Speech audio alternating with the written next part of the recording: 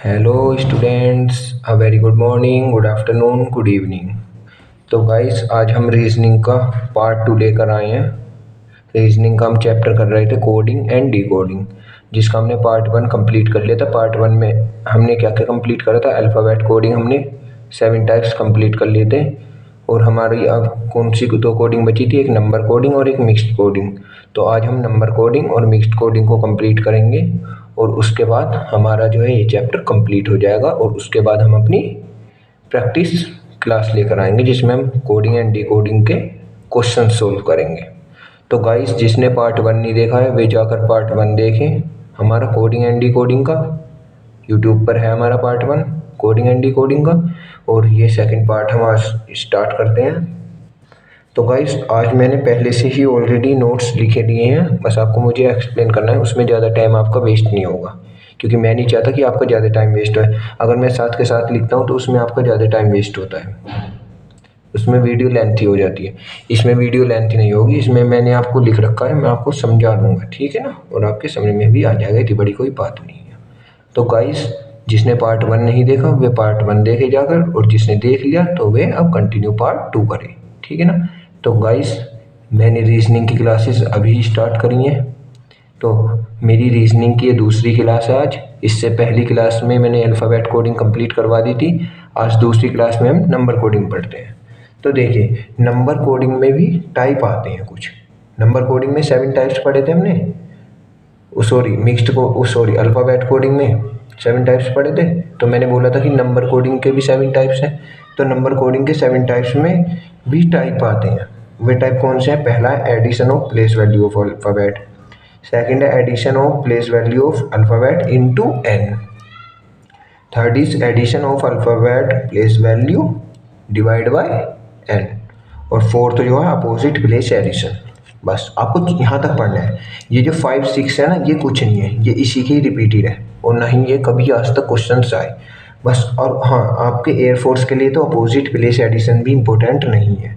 आपके एयरफोर्स के लिए बस 1 2 और 3 तीन ऊपर के इम्पोर्टेंट है। लेकिन ये अपोजिट प्लेस एडिशन आपके एसएससी एग्जाम में आ जाता है, तो इसलिए हम इसे भी पढ़ लेंगे, ठीक है ना। बट ये दो टाइप जो है ये आज तक ना कहीं पर आए और ना ही कभी आएंगे, क्योंकि ये इसका अपोजिट है। और इससे एग्जामिनर भी इतना पागल नहीं है कि वे आपसे ये क्वेश्चन पुटअप करेगा, ठीक है ना। इससे 5 और 6 आपके नहीं पढ़ने में, ठीक है ना। ये बस मैंने आपको बताने के लिए लिख रखी है। तो हमें पढ़ने हैं 1 2 3 4, ठीक है ना। तो पहला पढ़ते हैं हम addition of place value of alphabet. तो देखिए, यहाँ पर हमने पढ़ा है कि addition of place value of alphabet. तो ये क्वेश्चन है कि बी को 2 बोला गया है और बी ओ वाई को 42 बोला गया है, और एम ए एन को क्या बोलेंगे? तो भाई, हमने देखा बी को 2 बोला गया है। बी को 2 किस तरीके से बोला गया है? A B. तो बी का कोड है 2, तो बी को इसलिए 2 बोला गया है। अच्छा, फिर हमने देखा कि बी ओ वाई को भी बी ओ वाई को इसने 42 कैसे बोला? तो हम देखेंगे इसने 42 कैसे बोला। इसने बी ओ वाई को 42 ऐसे बोला कि बी हमारा 2 नंबर पर आता है, बी को 2 लिख दिया, प्लस एडिशन कर रहे हैं तो प्लस लेंगे। ओ हमारा 15 पर आता है और वाई हमारा 25 पर आता है। तो जब हम इनका एडिशन करते हैं तो 42 आता है। अच्छा, इस ऐसे आ रहा है हमारा 42। तो फिर हम इसे ही देखेंगे कि मैन को क्या आएगा। एम हमारा 13 पर आता है, ए हमारा 1 पर आता है, और एन हमारा 14 पर आता है। तो इस तरीके से देख लिया कि इनका एडिशन करके 28 आ रहा है। तो हमें पहले इसकी कंडीशन देखी कि बी 2 4 पर आता है। फिर हमने बी ओ वाई की कंडीशन देखी कि बी ओ वाई का 42 कैसे आ रहा है। तो बी ओ वाई का 42 इस तरीके से आ रहा है, सिंपल है, कुछ नहीं है। तो मैन का भी ऐसे आ जाएगा, बी एम 13 पर आता है, ए 1 पर और एन 14 पर। इनका एडिशन करेंगे तो 28 आ जाएगा, सिंपल है, ठीक है। आई होप आपको फर्स्ट टाइप क्लियर हो गया होगा। अब हम सेकंड पर आते हैं। सेकंड है addition of place value alphabet into N. Multiply वाला आ गया अब आपका, ये वाला सेकंड टाइप। अब देखिए इसमें क्या है। ये आपका एफ कैट 2014-15 में शिफ्ट सेकंड यानी फर्स्ट में कोई सी एक शिफ्ट में ये क्वेश्चन था। डिक्टो ऐसी ही क्वेश्चन था भाई, और ये बिल्कुल इसी तरीके से फ्रेम होकर आया था आपका एग्जाम में। तो देखिए, सी ए टी को इसने 48 बोल दिया, एस ए डी को 48 बोल दिया, तो एस एच ई को क्या बोलेंगे? तो देखिए, इसने सी ए टी को 48 कैसे बोला, पहले तो इस पर ही ध्यान दीजिए। बीस सी आता है 3 पर, ए आता है 1 पर और टी आता है 20 पर। अच्छा, इन्हें जोड़ लिया, जोड़ कर 24 आ रहा है। और 24 की अगर हम 2 में मल्टीप्लाई कर दें तो क्या आएगा? 48 ही आएगा ना। तो यही हो रहा है, ये वाला मेथड लग रहा है यहाँ पर। ये, ठीक है ना, मल्टीप्लाई होगी n क्या है 2, 24 2 क्या 48, तो इस तरीके से आ रहा है 48। ठीक कंडीशन इसी में लग गई ये वाली, इनका एडिशन करके 24 फिर 2 में मल्टीप्लाई करेंगे तो ये आ जाएगा हमारा 48 ही। फिर सी का देखा हमने, एस आता है 19 पर, एच आता है 8 पर, ई आता है 5 पर। तो जब हमने इनका एडिशन करा, एडिशन करने के बाद 32 आया, फिर 32 की हमने 2 में मल्टीप्लाई करी तो 64, और 64 ही इसी का आंसर है, ठीक है ना। आई हो, इसमें कुछ नहीं है, एडिशन करने के बाद मल्टीप्लाई एन नंबर्स की कर दी। एन नंबर्स क्या है यहाँ पर 2। अब हमने 2 की ही क्यों करी, क्योंकि हमारा 2 की ही करने पर यहाँ 48 आएगा, और इसी में भी 2 की करने के बाद 48 आएगा। जब इन 2 में 2 की मल्टीप्लाई हुई है तो इसी में भी हम 2 की ही करेंगे, जब ऊपर से 2 का पैटर्न बन रहा है, ठीक है ना। कोई ज़्यादा बड़ी मुश्किल बात नहीं है। स्क्रीनशॉट लेना है ले लीजिए, आपको वीडियो पोस्ट कर कर नोट करना है तो कर लीजिए, आपकी इच्छा है, ठीक है। चलिए अब हम आते हैं थर्ड पर, addition of place value divide by N. तो देखिए ये कंसेप्ट है आपका डिवाइड बाय एन का।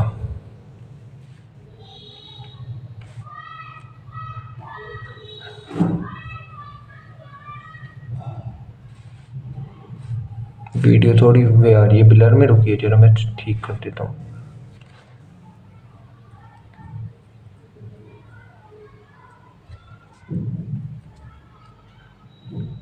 चलिए अब आता है addition of place value divide by N. Addition of place value divide by N, यानी कि एडिशन करने के बाद डिवाइड। अब देखिए एग्जांपल से समझिए, ये हमारा 5 पर दे रखा है और इसने एक वर्ड दिया होटल, HOTEL, होटल, होटल को 12 बोला है। अच्छा तो LAMB को, लैम्प को क्या बोलेंगे। तो सबसे पहले हमने देख लिया कि ई हमारा कोड जो है किस पर आता है, 5 पर आता है। तो ई जो है हमारा अल्फ़ाबेट में कौन से नंबर पर आता है, 5 नंबर पर आता है। अच्छा फिर हमने ऐसे ही से देखा HOTEL, होटल। अच्छा होटल, होटल को इसने 12 बोला है, ये जो होटल है वर्ड इसे इसने 12 बोला है। अब 12 कैसे बोला है वे देखेंगे भाई। इनका एडिशन करना कि H इतने पर आता है, O इतने पर आता है, T इतने पर आता है, E इतने पर आता है, L इतने पर आता है। इन अल्फ़ाबेट्स के कोड लिखकर उन्हें ऐड करोगे तो इनका सम जो आएगा ना, इन अल्फ़ाबेट्स का सम जो आएगा सबका वो आएगा 60, ठीक है ना। इन सब अल्फ़ाबेट्स का सम क्या आएगा 60। और फिर 60 को हमें, अब देखिए 60 आ गई इनका सम, बट इसे होटल को क्या बोला है इन्होंने 12। तो अगर हम 5 से डिवाइड कर दें इसे तो इसका 12 नहीं आ जाएगा। तो 12 इसलिए आया कि हमने इसे 5 से डिवाइड करा। पहले होटल है ये, इनके वर्ड्स हैं HOTEL, इनके हमने कोड्स को ऐड करा, तो ऐड करने के बाद 60 आया। तो 60 को अगर हम 5 से डिवाइड कर दें, ठीक है ना, अगर हम 5 से 60 को डिवाइड करेंगे तो ही तो 12 आएगा। आप जनरल सी बात है, अभी 5 से 60 को डिवाइड दोगे, भाग दोगे तो 12 आएगा। तो इसलिए हमारा ये 12 आ रहा है। तो इसी तरह से हम लैम्प को देखेंगे। लैम्प क्या है, LAMB, लैम्प। अब लैम्प को देखिए, इनके वर्ड्स जो होंगे ना सबके समेशन जो आएगा 28 आएगा, 28 आएगा। अब इसमें कितने वर्ड्स हैं 1 2 3 4, तो उतने से ही डिवाइड दे दो, तो इसका आंसर आ जाएगा 7। तो ये आपका 7 आंसर आ रहा है। अब देखिए आप यहाँ पर भी ऐसे कर सकते हैं होटल में, अगर आपके समझ में नहीं आ रहा भाई, इसमें तो आपको दे रखा है ना 12, तो आप थोड़ा माइंड भी लगाओगे ना। HOTL का समेशन करने पे 60 आ रहा है, तो 60 को अगर हम 5 से डिवाइड कर रहे हैं तो ही तो 12 आ रहा है, इसलिए हमने माइंड लगाया। अगर आपको ये भी समझ में नहीं आ रहा ना 5 से डिवाइड क्यों करा, तो होटल में कितने वर्ड है 1 2 3 4 5 से डिवाइड कर दिया। इसी तरह से लैम्प का एडिशन करा और लैम्प में कितने वर्ड है 1 2 3 4, तो 4 से डिवाइड कर दिया, तो 4 7 जा 28, ठीक है ना। तो पहला कंसेप्ट था हमारा एडिशन का, दूसरा था एडिशन करने के बाद गुना n का, ठीक है ना। और फिर तीसरा था डिवाइड बाय n का। पहला एडिशन का था, दूसरा एडिशन करने के बाद मल्टीप्लाई कर दो किसकी, n नंबर्स की, और तीसरा एडिशन करने के बाद डिवाइड कर दो n नंबर से। ये 3 कंसेप्ट है हमारे, ये हमारे क्लियर हो गए, ठीक है। अब देखिए फोर्थ आता है हमारा opposite place addition. Opposite place addition कैसे, जैसे TO को GL इस तरीके से डिनोट करा है, क्वेश्चन आपको इस तरीके से फ्रेम होकर आएगा भाई, TO को GL बोला गया है और इन्हें इस तरीके से मैच करा गया है, और इनका एडिशन भी आपको यहाँ पर लिखा आएगा इस तरीके से 19 आ रहा है। इनके अल्फ़ाबेट्स के कोड फिक्स कर इनका 19 आ गया। इस तरीके से MY को जब NB से करेंगे तो इनके अपोजिट वे कर कर, अपोजिट से अपोजिट मैच कर कर, और इनके अल्फ़ाबेट्स का कोड्स को ऐड कर कर 16 आ रहा है। तो इसी तरीके से हम यहाँ पर देखेंगे, इन्हें अपोजिट, तो क्या आएगा HG को SB से बताइए क्या आएगा। तो हमने जो है अपोजिट को अपोजिट से मैच करा और इनके कोड्स को आपस में क्या करा, ऐड कर दिया, तो 41 आंसर है। इसमें कुछ नहीं अपोजिट में, केवल इतनी बात याद रखनी कि अपोजिट वर्ड को अपोजिट वर्ड से मैच करो और अपोजिट वर्ड को ही अपोजिट कोड से जोड़ दो, सिंपल सी बात है। एक बार और सुनिए कि अपोजिट वर्ड को अपोजिट वर्ड से मैच करो और अपोजिट वर्ड के अपोजिट कोड लो और उन्हें ऐड कर दो, ठीक है ना, और वही आंसर है, ठीक है ना। अब देखिए नंबर कोडिंग का टाइप 1 में जितने भी हमारे क्वेश्चन बनने थे बन लिए। अब टाइप 2 आता है नंबर कोडिंग का। टाइप 2 जो है कोई टाइप नहीं है, इसमें कुछ टाइप के क्वेश्चंस हैं जो आते हैं, ठीक है ना। तो ये देख लीजिए, जो हमारा टाइप 2 है ना, ये जो हमारा टाइप 2 है, इसमें कुछ टाइप के क्वेश्चन है, टाइप नहीं है, टाइप सेकंड में क्वेश्चन है, कुछ टाइप के जो बन सकते। वो क्वेश्चन भी ज़्यादा नहीं है, 2 टाइप के क्वेश्चन आते हैं। देखिए पहला, A को 1 बोला, BY को 2 to 5 बोला, COY को 31 52 3 बोला, तो मैट को क्या बोलेंगे, क्वेश्चन था ये, ठीक है ना, इसे पर ध्यान दीजिए। तो मैट को हम बोलेंगे ये। अब कैसे बोलेंगे उसे देखिए, भाई A हमारा 1 पर आता है, अच्छा B हमारा कितने पर आता है, 2 पर, और Y कितने पर आता है, 25 पर। तो इसने एक जगह ऐसे कंबाइन कर कर लिख दिया कंफ्यूज करने के लिए, बट आपको कंफ्यूज नहीं होना। भाई A 1 पर आता है, B 2 पर आता है, Y कितने पर आता है, 25 पर जनरली। अब इसी तरह से C बताइए, C 3 पर आता है, O जो है वे हमारा 15 पर आता है, और W जो है वे हमारा 23 पर आता है। कोड्स याद कर लेना, सब हो जाएगा। तो इसी तरीके से M हमारा कितने पर आता है, 13 पर, A कितने पर आता है, 1 पर, T कितने पर आता है, 20 पर, और E कितने पर आता है, 5 पर। तो इस तरीके से हमने इसे सोल्व कर दिया, समझ में आया। ये यहाँ तक था आपका क्वेश्चन, और ये पूछा था मैथ को क्या बोलेंगे। तो हमने जब इनका मेथड समझा तो हमने मैथ में भी वही मेथड लगा दिया और आंसर दिया है 131205, ठीक है। अब देखिए ये क्वेश्चन, एक मेथड तो इसका ये वाला था जो हमने करा है। अब इसी क्वेश्चन का दूसरा मेथड है ये सेकंड मेथड, जो मैंने यहाँ पर बता रखा है कि A को 1 बोला है। अब ये क्वेश्चन एग्जाम में ऐसे भी आ सकता है कि A को 1 बोला है, BY को 2-25 बोला है, COW को 3-15-23 बोला है, तो मैट को क्या बोलेंगे। तो इसने कुछ नहीं करा, इसने जो है इनके बीच में गैप दे दिया। भाई B को 2 बोला और Y को 25, तो बीच में गैप। इस तरीके से C को 3 बोला और डैश देकर, O को 15 बोला और डैश देकर फिर 23, इस तरीके से ये लिख रखा। तो मैट को क्या लिख देंगे, M आता है 13 पर, फिर डैश देंगे, फिर A आता है 1 पर, फिर T को थोड़ा डैश देकर, फिर T आता है 20 पर, फिर डैश देंगे, E आता है 5 पर, तो डैश देकर 5 लिख देंगे। एक बार मेरा स्टूडेंट था जो मुझसे क्लास लेता था, तो उसके एग्जाम में ये क्वेश्चन आया, उसका क्वेश्चन इस फ्रेम में ना आकर इस फ्रेम में आ गया, तो बंदा क्वेश्चन छोड़ गया।